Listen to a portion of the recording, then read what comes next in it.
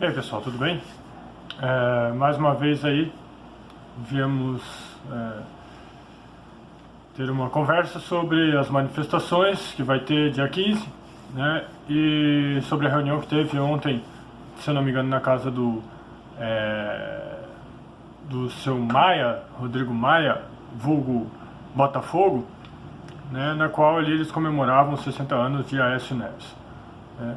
Devemos lembrar também que o Aécio Neves, pertencente ao PSDB, o mesmo PSDB que algumas semanas atrás aí estava lá na pessoa de Geraldo Alckmin falando sobre o parlamentarismo e na hora da sua implementação, né? O que a gente vê aí é uma manobra, né, sendo feita aí pelo Congresso para transformar o presidencialismo, né, e derrubar o presidencialismo, transformar esse país num parlamentarismo. Para quem não sabe, isso já foi votado há muitos anos atrás, há mais de 20 anos atrás, 1992, se não me falha a memória, e foi instituído ali que permanecesse o presidencialismo, né? E eles vão tentar fazer isso através de leis, tentando aí acabar com os recursos do governo e que esses recursos fiquem só com as emendas impositivas ou em outras formas de leis aí, para que possa engessar a gestão do governo federal. Isso a gente vê acontecendo de maneira abrupta, não é uma coisa corriqueira, né? A gente sabe que isso vem acontecendo e eles vão tentar fazer isso de todas as formas, né, para acabar com o poder ali que existe do presidente e tentar instituir ali o parlamentarismo branco. Outra questão é os 20 bilhões de reais aí que foi aí tinha sido vetado pelo presidente Bolsonaro, o PNL 55, né?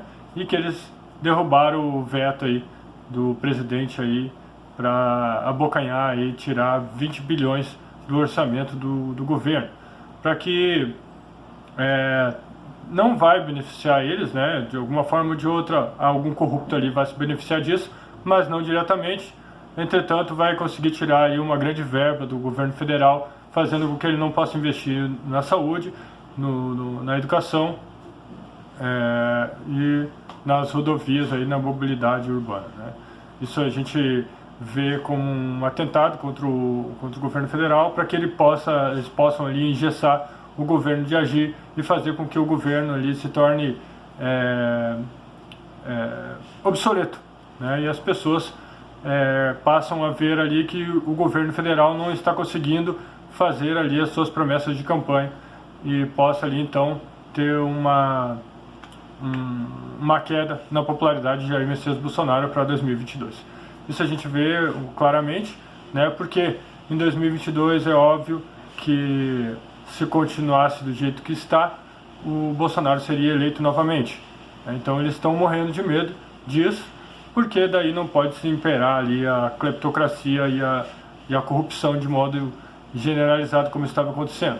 Então eles vão fazer isso todas as maneiras possíveis para poder barrar o governo Bolsonaro, poder atrapalhar o máximo possível para que ele não possa governar, né?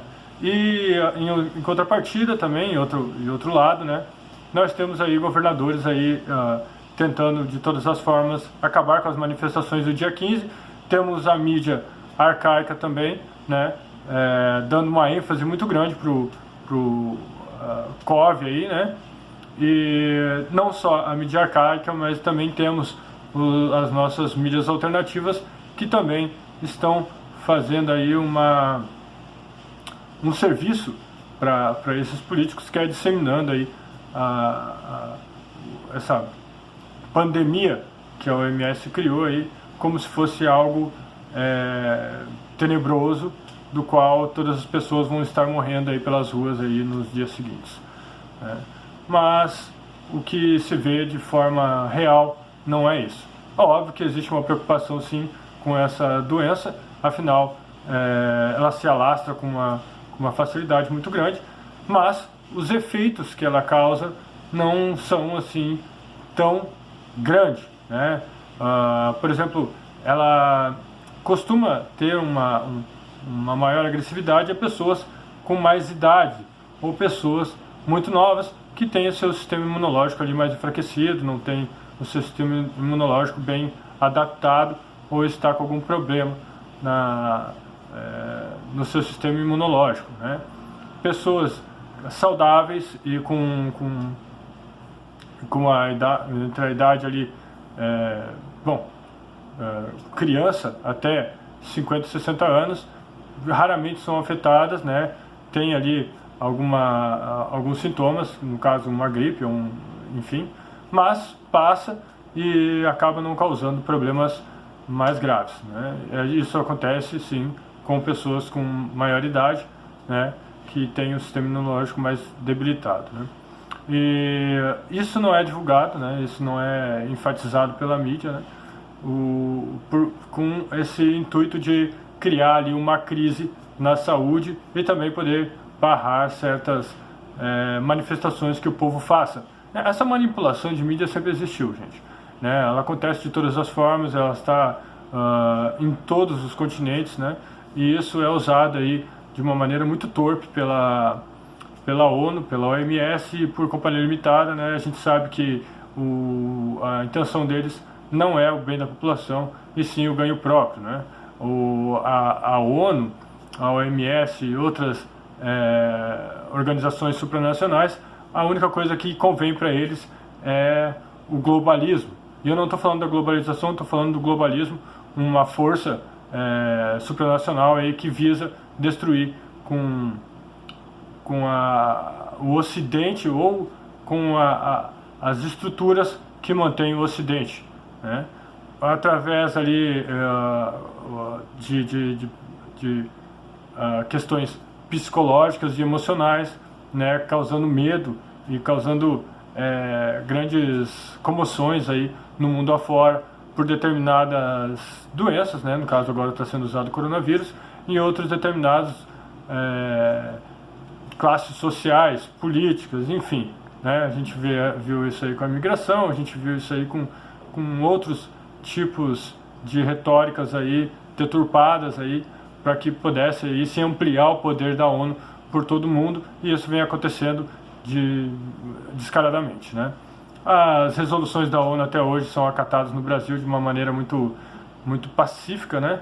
E isso de uma grande... Para quem analisa isso é um retrocesso gigantesco, né? Eu vi igrejas que estão participando aí do 2030, né? Agora esqueci o nome dessa porcaria aí, que é uma agenda totalmente progressista, a favor do aborto, entre outras pautas aí, a favor da sexualização, e entre outras coisas aí e tal, que vem com uma retórica bonitinha, mas quando você vai ler, você vai ver a porcaria que está aí difundida ali no meio, né? E eu vi igrejas atribuindo isso à sua agenda, e por um motivo desse foi que eu deixei a igreja da qual eu participava, né? Entre outras coisas, a ONU faz isso de uma maneira muito sorrateira, fazendo com que as pessoas acabam ali acreditando nas suas retóricas, nesse bom mocismo criado aí há longos anos aí de PT, PSDB e desses movimentos progressistas que foram ali colocados no meio da educação, na cultura, fazendo com que essa percepção da moral fosse então aturdida de uma maneira tão grotesca que hoje fica quase um insulto a gente falar de uma determinada classe social, ou a gente falar mal de um determinado indivíduo porque ele talvez seja negro, talvez seja transexual, enfim, né? A gente não está ali analisando quando a gente fala mal, por exemplo, quando fizemos aí, eu fiz pelo menos, a gente foi contra aquela baboseira do Fantástico, no caso da Suzy. Eu estou me lixando se ela é transexual ou não. O problema não é a sua orientação sexual, o problema foi o que ela cometeu no passado, né? Assim como acontece com todos os outros casos. O meu problema não é a sua, vamos dizer assim, a sua orientação sexual, a sua etnia, enfim. O problema é um indivíduo que, por vontade própria e por livre e espontânea vontade, resolveu fazer um ato criminoso. Esse é o problema, O problema não é um indivíduo ser de uma etnia diferente ou ter uma opção sexual diferente. O problema é o indivíduo simplesmente fazer aquilo que é um ato criminoso, não é? Então, pessoal, hoje a gente tem no país aí um problema gigantesco, que é o politicamente correto, tentando barrar de todas as formas a nossa liberdade de expressão, fazendo com que a gente se cale, em virtude do medo que algumas pessoas possam ter aí dos meios regulatórios aí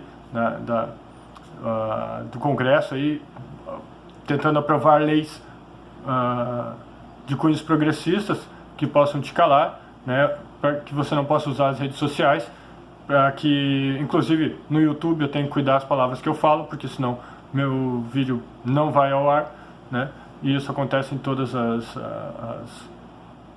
as mídias sociais. Não existe nenhuma mídia social hoje que seja totalmente imparcial, né, as mídias sociais são controladas por organizações, e essas organizações geralmente estão ligadas aí à agenda globalista, né. Infelizmente a gente passa por esse problema.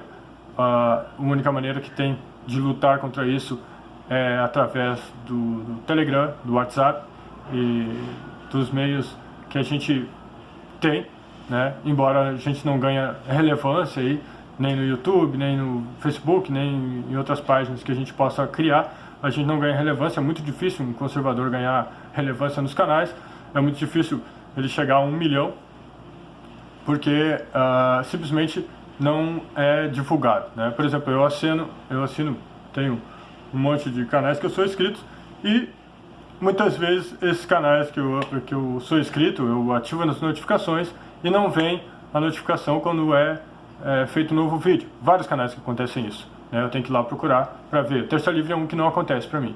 Não recebo mais notificações do Terça Livre, e eu estou lá inscrito e tenho lá minha notificação assinada. Eu tenho que estar todo dia entrando no YouTube e olhando lá no Terça Livre quando eles estão falando ao vivo. Então, esse tipo de manipulação é que acontece tanto nos meios sociais como no Congresso. E eles vão querer fazer isso de todas as formas para que possa barrar aí, principalmente as prefeituras agora em 2022, para que a população não tenha acesso àqueles que vão ser aí os aliados do Bolsonaro com o novo partido, e também poder atrapalhar aí, principalmente se puderem, fazer o impeachment do Bolsonaro através da lei da responsabilidade fiscal. Em 2022 tudo que eles querem é que o Bolsonaro não possa ser reeleito, se possível ser impedido aí pelo meio do caminho. Valeu, pessoal. Dia 15 de março estaremos lá. Eu estarei aqui em Novo Hamburgo, na frente do shopping, onde vai ter a manifestação.